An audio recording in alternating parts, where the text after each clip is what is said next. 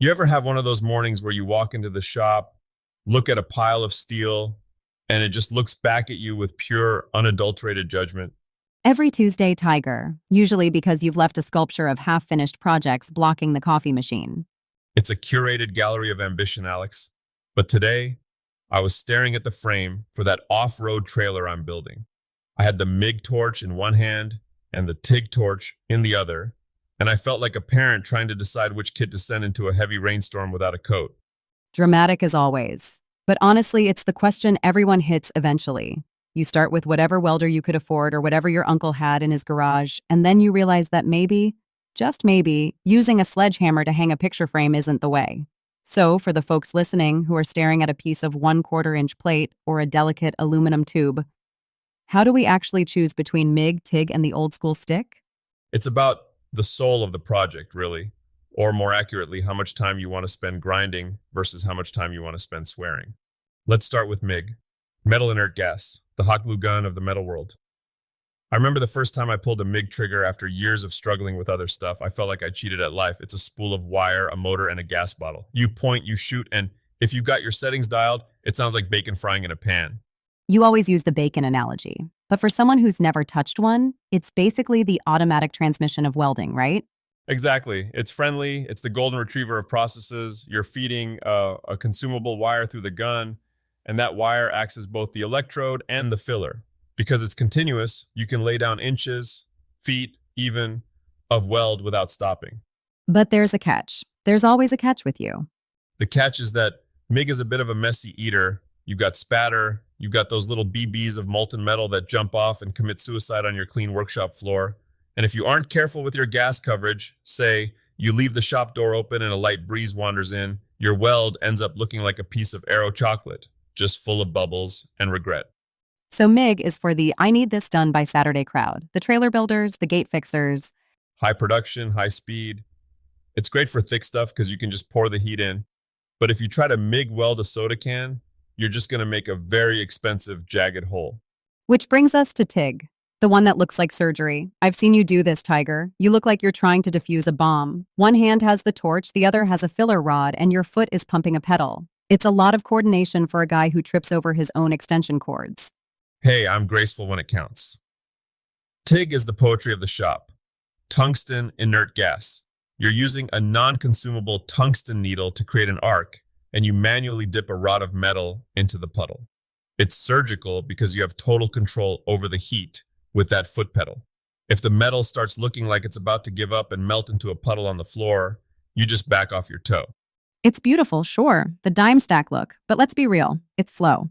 It's glacial. It's like painting a mural with a single hair brush.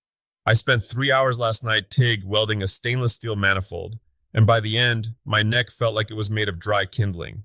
But the result? No spatter, no grinding, just clean silver ripples. If you're working on aluminum, or something thin, or something that needs to look like it belongs in a museum, TIG is the only way to fly.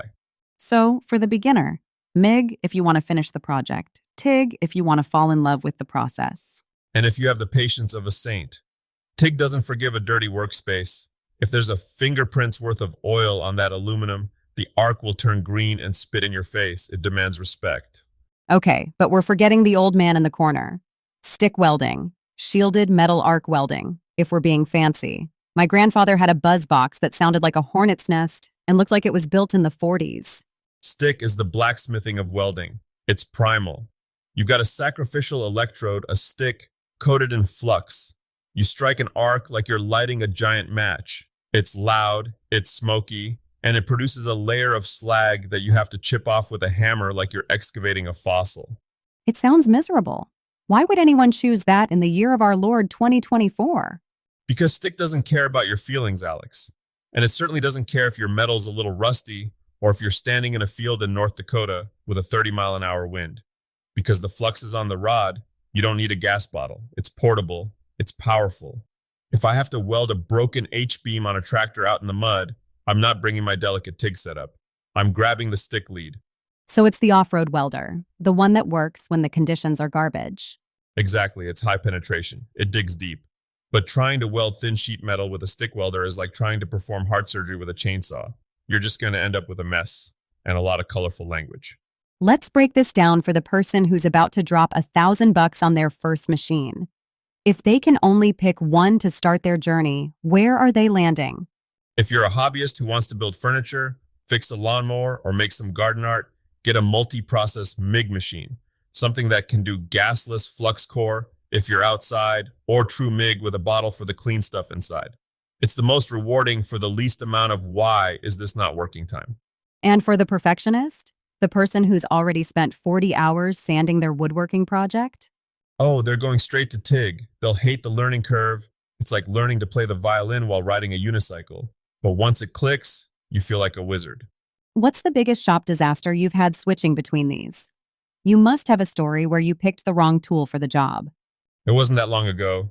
I was trying to be efficient, which is Tiger code for lazy. I had a thin-walled chromoly bicycle frame. Should have been TIG all the way. But I had the MIG set up and I thought, I can just pulse it. It'll be fine. I can see where this is going. I pulled the trigger and instead of a nice bead, I watched a molten glob of steel just depart. It fell straight through the tube, landed on my work boot, and burned a hole through the leather before I could even yell. I ended up with a hole in the frame the size of a nickel and a very expensive ventilated shoe. So the lesson there wasn't just use TIG, it was don't be lazy.